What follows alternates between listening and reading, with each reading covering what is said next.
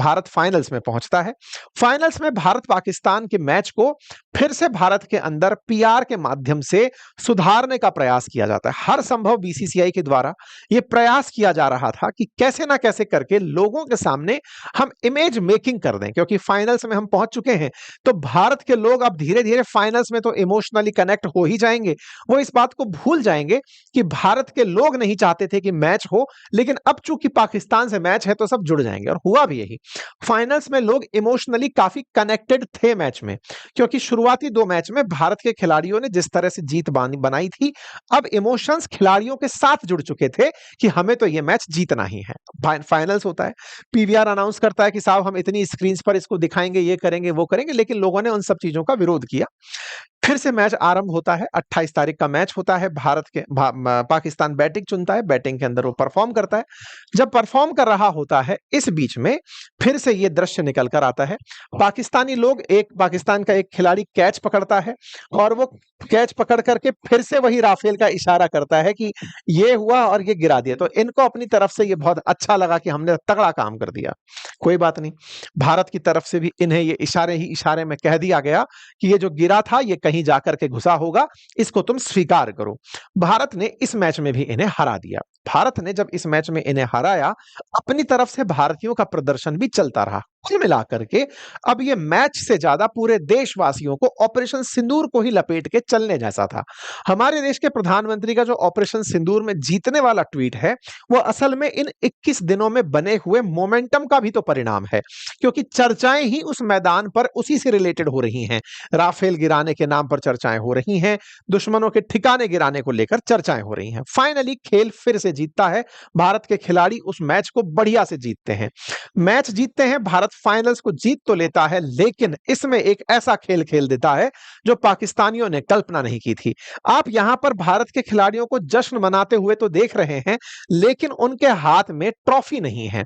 Trophy क्यों नहीं है? क्योंकि भारत के खिलाड़ियों ने एक पाकिस्तानी व्यक्ति के हाथ से ट्रॉफी लेने से इनकार कर दिया। सवाल बड़ा था कि सर एशिया कप के अंदर कभी ना कभी तो भारत का और पाकिस्तान का आमना सामना होगा ही।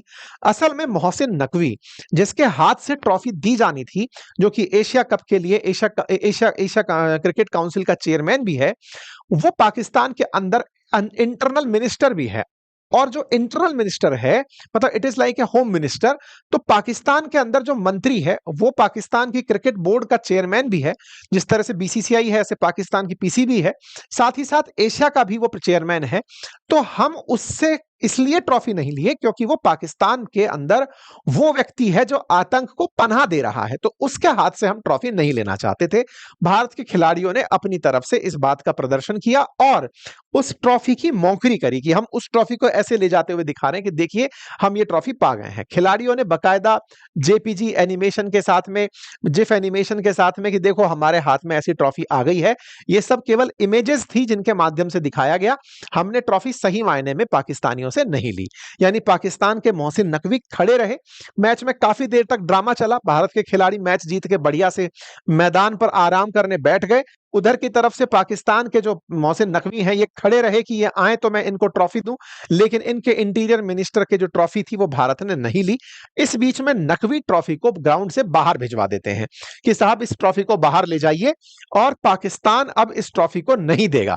मतलब ये हाल ऐसा था कि भारत ने ट्रॉफी इनके हाथ से नहीं ली। इसके पीछे का कारण था कि वो वहां का इंटरनल मिनिस्टर भी है, वो इंटीरियर मिनिस्टर भी है, हम उसके हाथ से ट्रॉफी नहीं लेंगे। ये भाषा इस ट्रॉफी को लेकर के बाहर निकल गए कि बोले साहब कोई बात नहीं, अगर ये लोग ट्रॉफी नहीं लेते तो ना ले, अब हम इस ट्रॉफी को ले जा रहे हैं।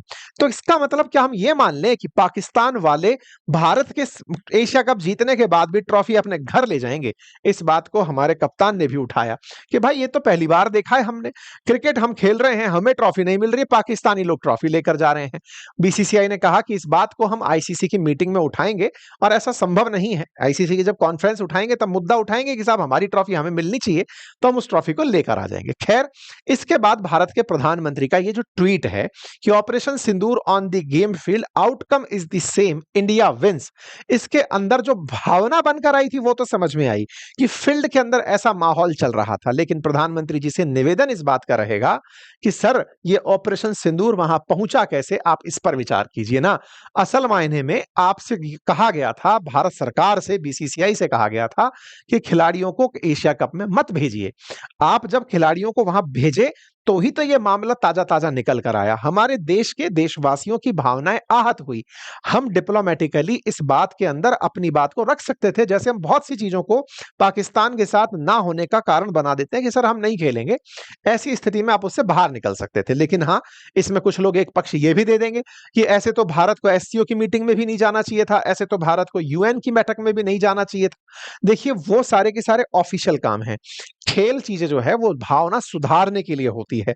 क्या हम एससीओ में जाकर के पाकिस्तान के साथ में बायलैटरल टॉक किए थे क्या?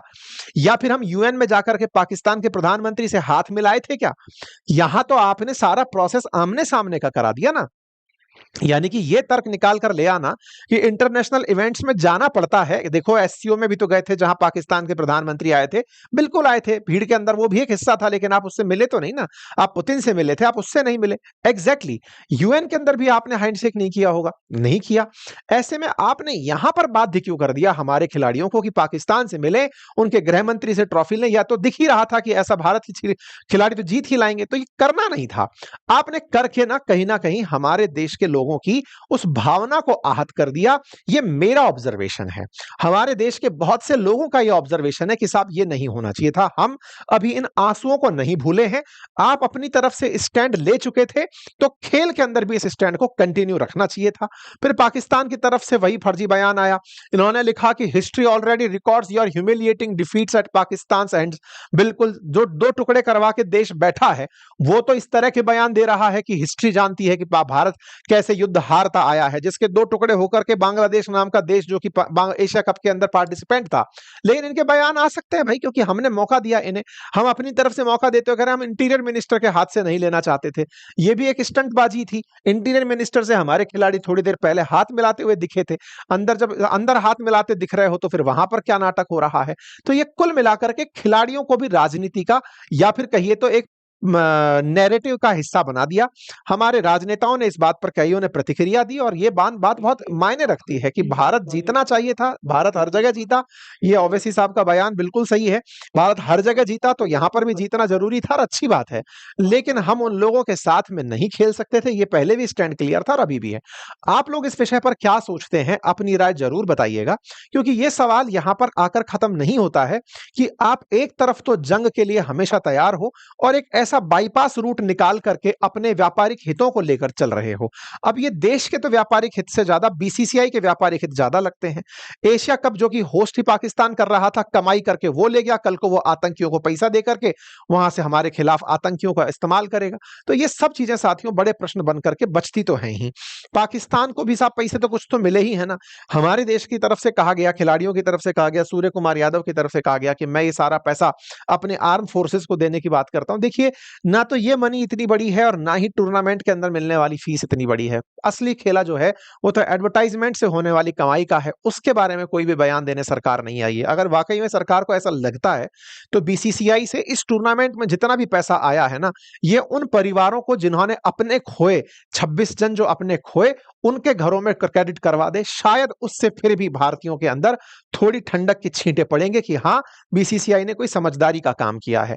फिलहाल के लिए तो भारत के क्रिकेट टीम के खिलाड़ियों ने बहुत अच्छा खेला, उन्हें हमारी तरफ से शुभकामनाएं। लेकिन राजनीति हारी, बीसीसीआई हारा, उसे इस बात के लिए माफ नहीं किया जा सकता। आप लोग इस विषय पर क्या सोचते हैं, अपनी तरफ से कमेंट बॉक्स में जरूर बताएं। फिलहाल के लिए इतना ही। बहुत बहुत धन्यवाद।